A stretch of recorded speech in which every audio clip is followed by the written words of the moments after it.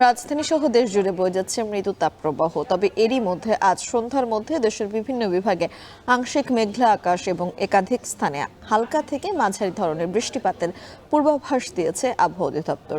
এ বিষয়ে আরো জানাতে রাজধানীর আগারগাঁওয়ে আবহাওয়া অধিদপ্তর থেকে যুক্ত হচ্ছেন মাঝারি ইমন। এমন কোন কোন এলাকায় বৃষ্টির আভাস দিচ্ছে আবহাওয়া অফিস, এবং ভ্যাপসা গরম কবে কমবে?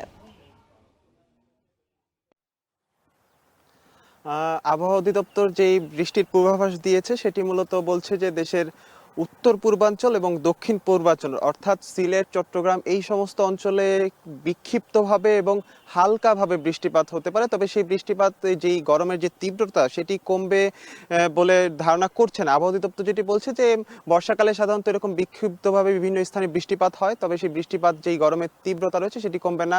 এই কারণে বলছে যে বাতাসে যে জলীয় বাষ্পের যে আধিক্য, সেই আধিক্যের কারণে মানুষের যেই গরমের যে তীব্রতা যেই অনুভূত হচ্ছে, সেই অনুভূত হওয়ার কারণেই মূলত বৃষ্টিপাত হলেও সেই যেই গরমের কথা বলা হচ্ছে অর্থাৎ তাপমাত্রা যেটি রয়েছে সেটি মূলত কমবে না বলে শঙ্কা প্রকাশ করছে আবহাওয়া অধিদপ্তর। আবহাওয়া অধিদপ্তর যেটি বলছে আগামী ১৬ জুন থেকে ২২ জুন পর্যন্ত থেমে থেমে রাজধানী ঢাকা সহ দেশের বিভিন্ন অঞ্চল অর্থাৎ পুরো দেশ জুড়ে বৃষ্টিপাত হতে পারে ১৬ থেকে ২২ জুন, এমনটি আমাদেরকে কিছুক্ষণ আগে ব্রিফিং এ জানানো হয়েছে আবহাওয়া অধিদপ্তর থেকে। এবং আবহাওয়া অধিদপ্তর যেটি বলছেন যে দেশে যে বর্ষাকাল জুড়ে যে বৃষ্টিপাতের যে বিষয়টি হয়, তবে এবারের যেই বিষয়টি দেখা যাচ্ছে রাজধানী সহ দেশের উত্তরাঞ্চল, দক্ষিণাঞ্চল, পূর্বাঞ্চল এবং যেটি বলছিলাম যে পুরো দেশ জুড়েই দেশের বিভিন্ন অঞ্চলে যে মৃদু তাপপ্রবাহ বয়ে যাচ্ছে, সেই কারণে মূলত বৃষ্টিপাত হলেও তাপমাত্রার যে আধিক্য সেটি কিন্তু কমবে না। সব মিলে যে চিত্র বলছে আবহাওয়া অধিদপ্তর যে এই যে ধারাবাহিকতা এটি আরো বেশ কয়েকদিন চলতে পারে।